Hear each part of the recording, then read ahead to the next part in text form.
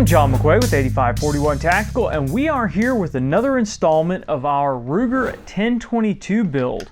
Now, in our last installment, we installed the base rings and our SWFA SS 3 to 15 power rifle scope. You will also notice one additional change that we made that we didn't cover on the last episode was the Spec Ops stock pack that we have on here. Now, the Ruger 1022 in its factory stock has this really severe drop in the comb here. And what you end up doing, instead of getting a nice cheek weld, you end up getting a chin weld when you put this high rifle scope on here. And you see, we're not really super high. We're actually pretty low as far as this rifle scope goes. Really as low as we can go with this kind of setup.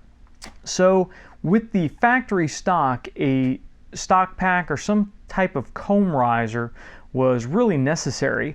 And this one from Spec Ops, first of all, is made in the US, and it is really a cool setup because it has these spacers that you can stack inside the stock pack, and when you put the flap over, when you're putting this on the rifle, it holds the spacers in place, and it really allows you to dial in the fit of that comb. It worked really well in this instance. As you see, it fits this stock, but it also goes all the way up to fitting HS Precision or Bell & Carlson style stocks. So larger stocks, it works just fine. In fact, this is about as small a stock as I would want to try to put this on because we actually ended up wrapping a couple of the straps over instead of trying to cut them. Now, if you know you're going to keep it on something like this for a while, you can go ahead and cut those straps. But since they are actually sewn in to the stock pack on this side, I wouldn't recommend cutting them because you can't just get replacement straps for it like you can with some other stock packs. Now, the additional nice thing is you get this little pack in here, which is the perfect size for a 50 round box of 22 ammo, or another 1022 10 round rotary magazine will fit in here just fine. Well, we took our rifle out and we wanted to do some baseline testing on it to get some groups again, since we weren't quite sure when we did the original baseline testing if what we were seeing was the rifle or if it was the rifle scope, the cheap Tasco scope that we put on there, if it was causing some problems.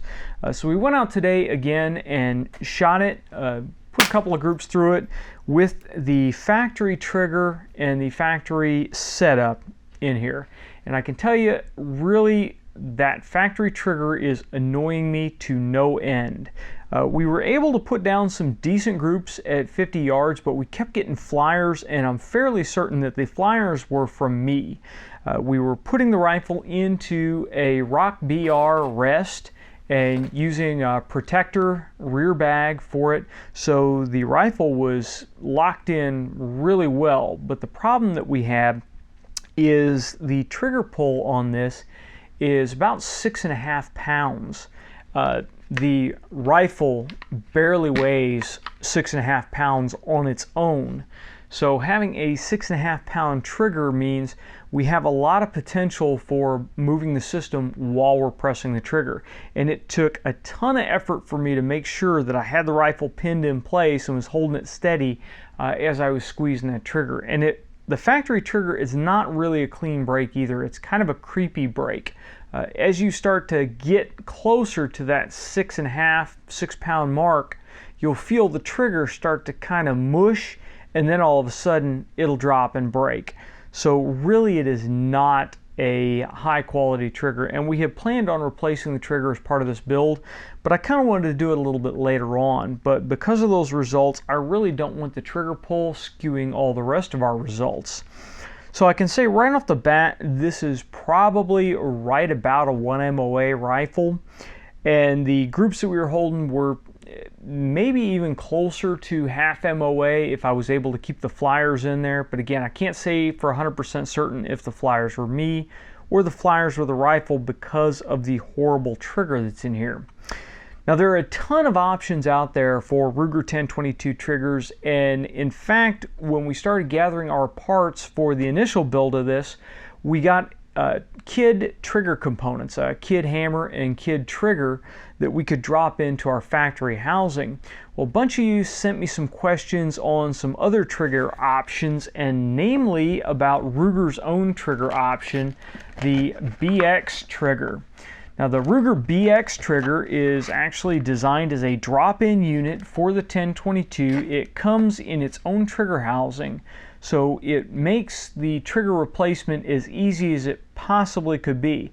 Now, replacing the factory components with the kid trigger and hammer was not difficult by any means. It's just a couple of pins that you knock out.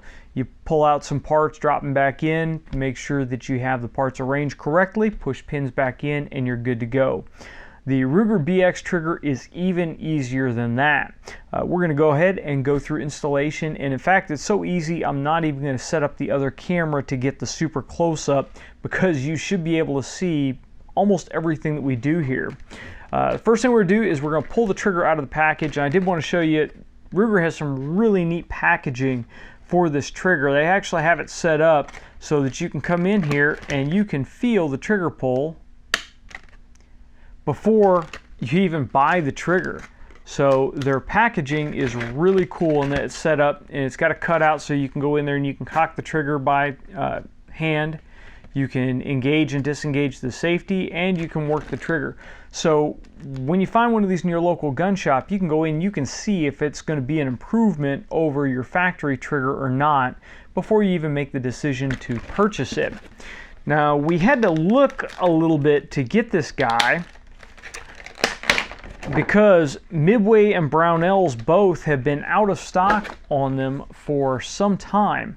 So we ended up jumping on eBay and picking this up on eBay, and thankfully the seller on eBay was legit. We didn't get ripped off. I was a little worried about getting somebody's old trigger group that they just stuck the Ruger BX cover on and threw in here, because again, this is a Ruger trigger group. So everything about it should be the same as your late model Ruger, with the exception of the trigger has been tuned for a lighter pull. So how do we go about installing this guy? Well, first of all, we get the ammunition out of here. We make sure there is no ammunition on our work area. We're going to go ahead and release our magazine. Magazine is empty. And I'm going to remove our chamber safety flag here. Grab our driver, which is a number 4, or you can also use a 5/32. And we're going to need a flat blade screwdriver first to remove the barrel band here. Just loosen that up, slide it off, set it aside, switch our bit back over to our 5/32 bit.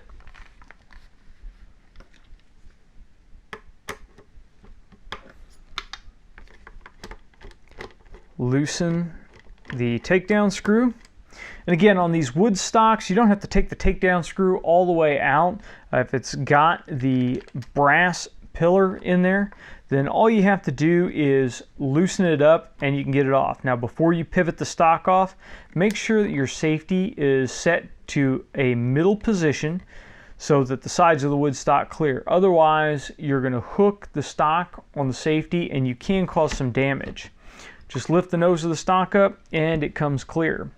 Now, one thing that I will comment on is, you notice how I did this. There are umpteen jillion different ways to take this apart, but I made sure that the action was stationary and I pivoted the stock off. And the reason for that is the pins in the receiver here are not the tightest fit in the world, and they like to fall out. So if you have the rifle turned on its side on your lap or something and you pivot the stock off, you may lose some pins out the side of the receiver.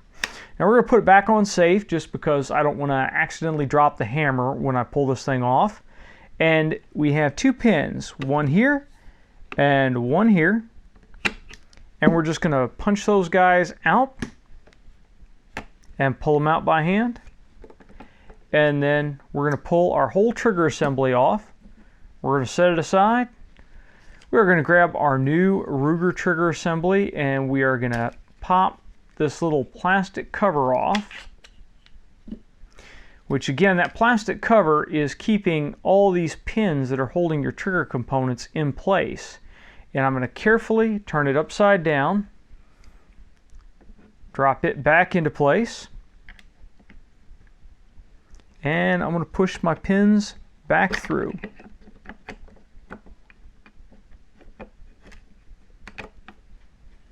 There's one.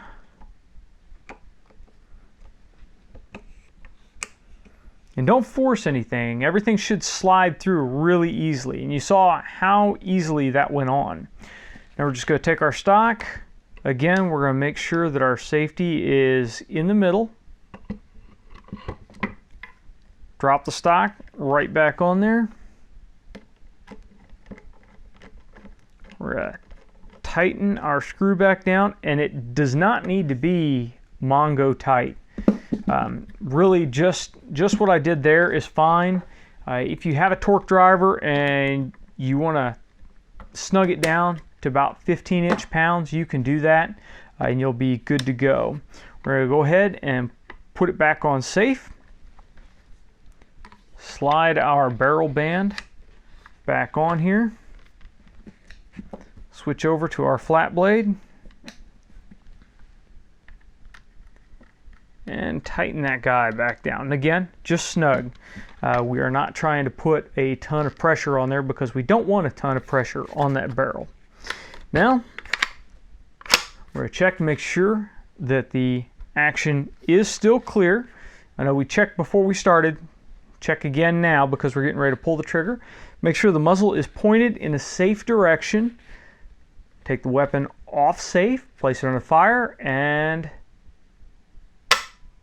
very, very nice trigger pull.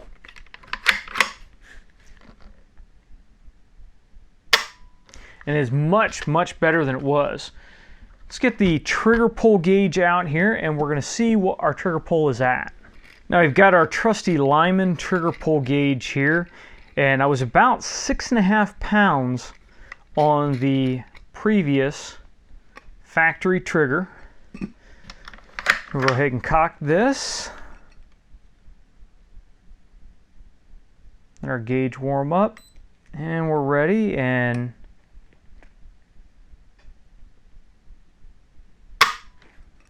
it broke at just about 3 pounds. It was 2 pounds, 15.6 ounces. Let's give it a couple more pulls here.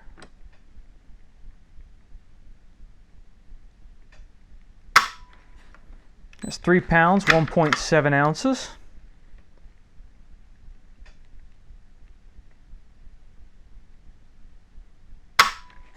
£3 pounds, 0.5 ounces.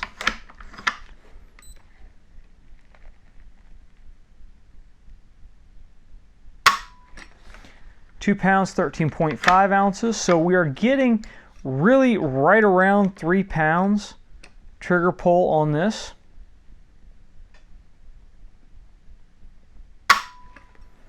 Again, just under 3 pounds. So the average for those pulls there is 2 pounds, 15.3 ounces. So overall, very nice.